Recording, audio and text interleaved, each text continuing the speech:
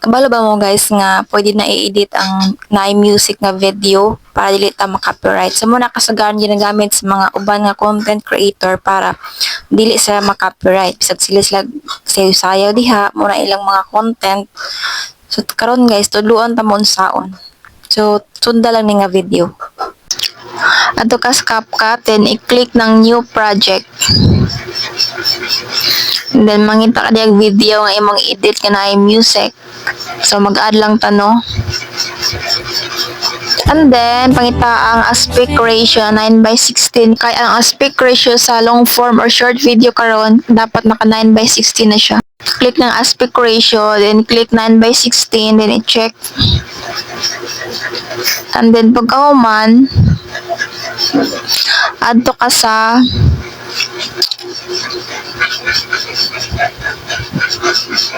sounds. Then i-click ng folder icon and then extract audio from video. Kay isampo na to tong video nga na ay music. Para dili gyud siya maka-copyright. So i-add lang nato siya, extract from audio. Then pindutan ng pinakauna. So dili na nato siya i-edit guys.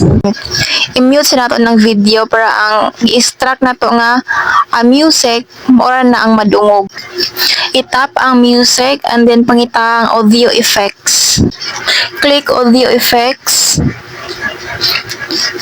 And then kaning free trial ay pinduta kay di ma-export ang imong video ana. Ang available dere is high and low lang kay naman ay bayad no ang kanang free trial. So for example ang high. So pwede naman na siya i-adjust no para nindot siya paminaw ng music. Then siya man i-adjust.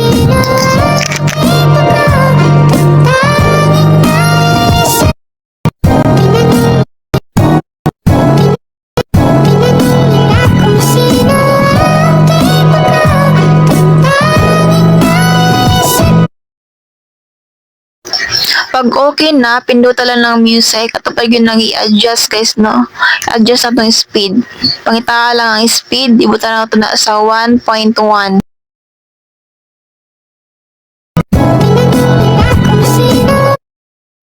I-split na ito na ng lapas.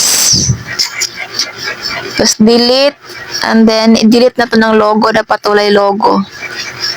And then pag okay na, i-export na yun na. So ingana lang guys.